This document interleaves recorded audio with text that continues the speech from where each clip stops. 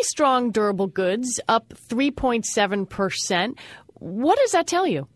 Well, that's right. In September, pretty good showing, but it's almost all civilian aircraft. We just heard from Boeing that orders are good.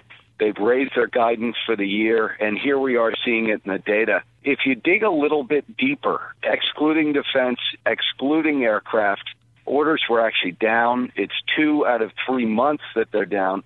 So what it tells us, I guess, is that Boeing's doing quite well, but capital equipment spending in the U.S. in the third quarter was weak. So even before the government shutdown, businesses being very stingy with investment. Economic data always tells a story, and you were also watching UPS, a bellwether company, for a different story. What did it tell you?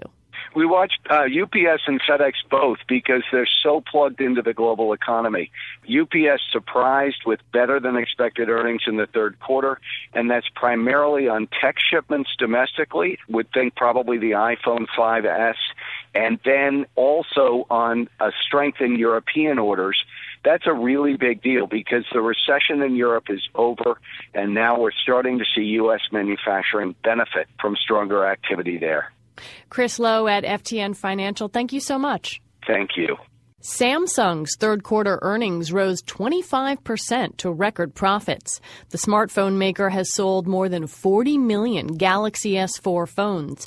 It's the biggest smartphone retailer in the world. But when it comes to branding, Samsung can't get out of a giant apple-shaped shadow. Sally Herships reports. Poor Samsung. It sold twice as many smartphones as Apple. But on the list of top global brands, it's still number 8 to Apple's number 1.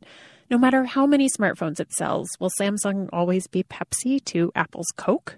Well, being in the top 10 isn't that bad. Pradeep Chintagunta teaches marketing at the University of Chicago's Booth School of Business. He says Samsung caters to our functional needs, selling refrigerators and light bulbs. Apple is focused on our emotions and aspirations. What people would call the cool factor. Michael Morgan, an analyst with ABI Research, says when it comes to selling complex products, brand is especially important. I could put a chip in front of 99% of the population and say, is this a good computer chip or not? Nobody can tell. Morgan says that's where Apple has been successful. Not that Samsung hasn't done well. As it sells more phones, it rises up the ranks of big brands. It's already well ahead of Pepsi, which is ranked number 22. I'm Sally Herships for Marketplace. Maybe you're already looking forward to the end of the day to open that IPA or lager from a microbrewery. There are more than 1,000 around the country, but Beer Central is Vermont, which has the most microbreweries per capita. John Kalish reports. Self-confessed beer geek Damon Nazarenko sits at a pizza place in Burlington, nursing a cold one from Zero Gravity Brewery. Nazarenko is a home brewer who enjoys hoppy beer with high alcohol content, and he says there's a lot of it in Vermont. People from all over are now hearing about these spots that were sort of sacred and sort of like in the know in Vermont, and now a lot of people are coming from out of town to get their beer. And a lot are heading to the Alchemist in Waterbury, Vermont. The brewery makes a double IPA called Heady Topper, which is only available in cans. We do everything we can to ensure that you have this beautiful hop experience when you open that can. Brewer John Kimmick says the Heady Topper sells out every week. The brewery limits customers to 1 case each. Heady Topper is currently rated the number 1 beer in America on BeerAdvocate.com. Another Vermont brewery, Hill Farmstead, produces 4 of the beers on the website's top 50 list. I think it's a rejection of commodity products. Steve Parks runs the American Brewers Guild School in Middlebury, Vermont, which has a 2-year wait list for classes. I think we're past the days of bread that doesn't taste like bread, of coffee that doesn't taste like coffee, and beer is just another one of those. This is part of a sea change in our culture. The number of microbreweries in Vermont has doubled in the last 5 years.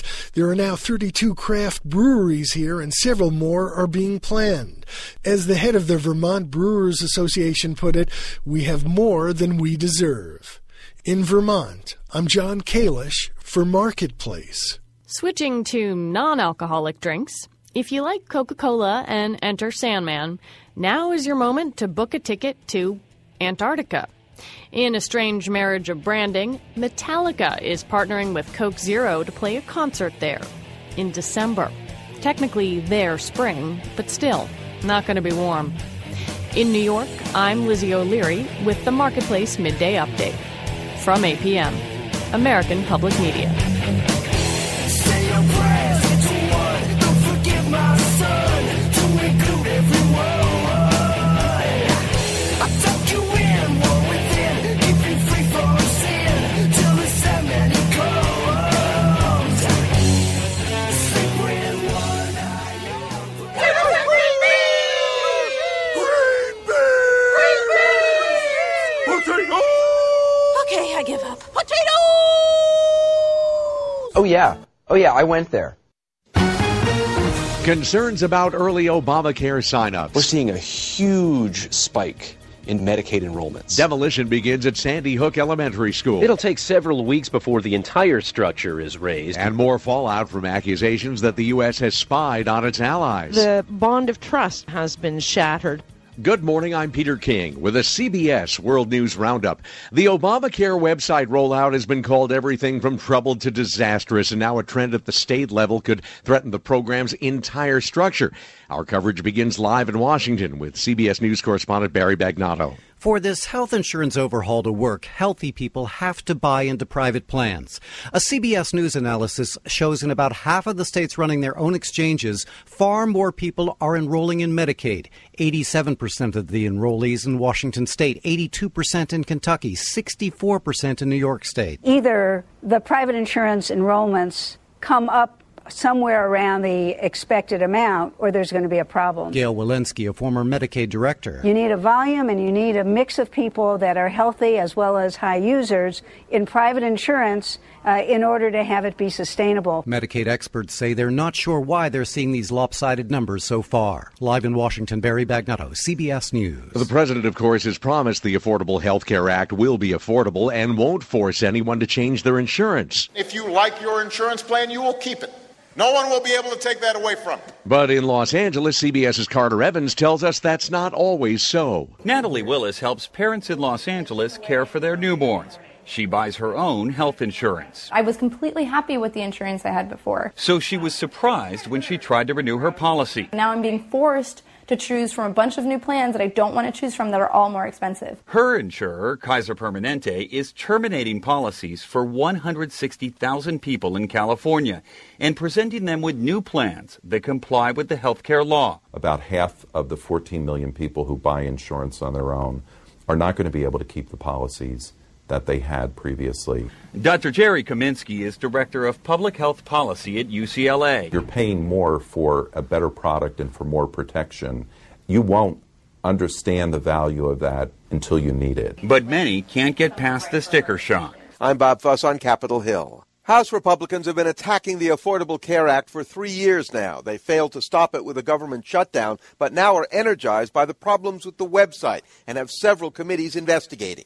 The first hearing was chaired by Fred Upton, who said the computer glitches mean the individual mandate should be delayed. How can the administration punish innocent Americans by forcing them to buy from a system that does not work? A second hearing is planned next week with Health Secretary Kathleen Sebelius. The budget battle that led to that shutdown resumes next week as well. Leaders from both sides say not to expect any grand bargain.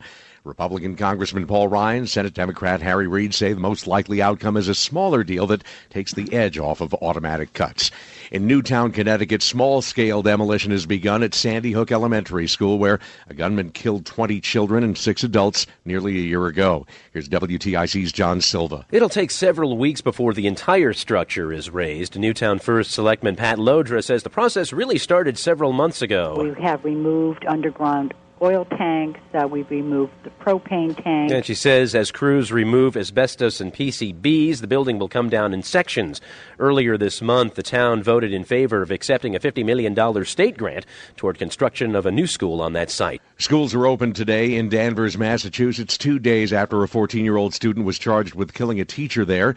School officials say there will be more locked doors and more police just in case. Here's WBZ's Karen Toomey. The mood is somber here outside Danvers High. There is no laughing or joking among the kids heading into this building. I talked to 16-year-old Joe Jones. He tells me it's bad enough to lose a beloved teacher, but many of these kids are also struggling with the allegation that she was killed by one of their own, 14-year-old Philip Chisholm. The kid had his locker and gym right next to me, so I didn't really talk to him, but I don't know, it just seemed quiet. Everybody says he was quiet. And as they were yesterday, grief counselors will be available all day today as well.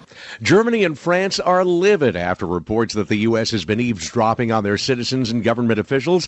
And CBS's Elizabeth Palmer tells us they want answers right from the source. Those direct talks may begin on Monday. The EU, the European Union, has announced they're going to send a group of lawmakers to Washington to meet with U.S. officials to discuss what comes next, including perhaps some sort of legal reaction. Nigerian rebels say they've been in touch with the kidnappers of 2 Americans taken from an oil supply ship on Wednesday. The Nigerian Navy says it's looking for them.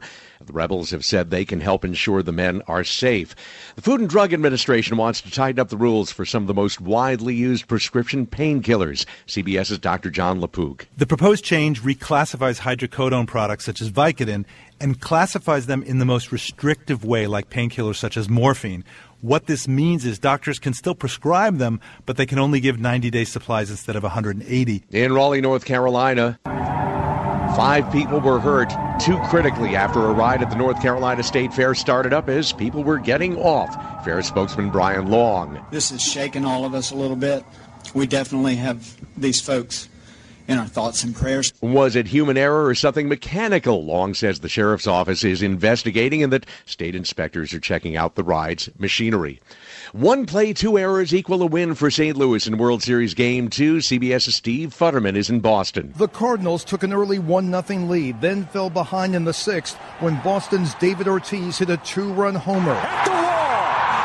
The call on Fox, suddenly, thanks to Ortiz's home run, Boston was on top 2-1, and it looked like the Red Sox might go up in the series 2-0.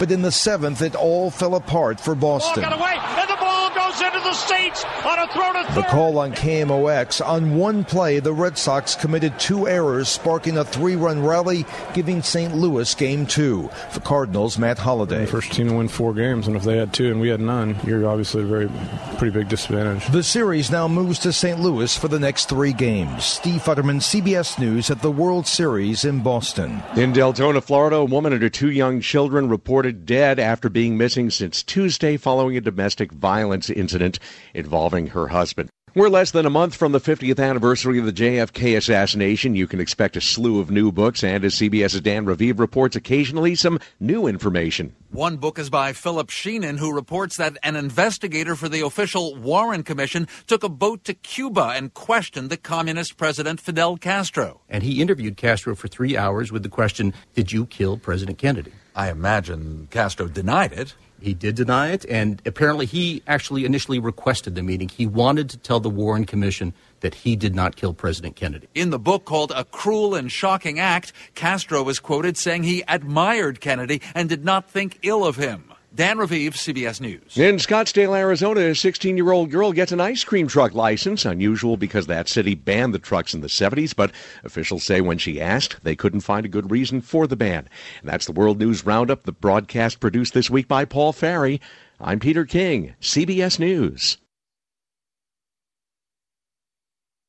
I'll have more of First Cup coming up in just a moment, but I want to thank Chris Mayer at Wishing Stars Native Creations for this program, and I want you to check out the latest accessory pieces at Wishing Stars Native Creations, and look for that link by going to the Friends page at tinyurl.com/Gunther's House.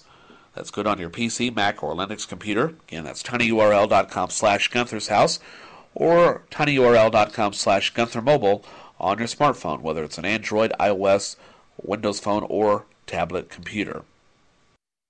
Learn more now, earn more later. That's a motto CBS Radio wishes every college student would paste inside his or her wallet. A lot of those collegiate wallets are a good deal fatter than usual these days, thanks to summertime jobs. And as a result, quite a few young men and women are finding themselves tempted to forget about school this fall and keep on with that job. This isn't such a smart idea as it may seem. It's a plain and simple fact that dropouts from college are less likely to find and keep better-paying jobs. Quit school before you've finished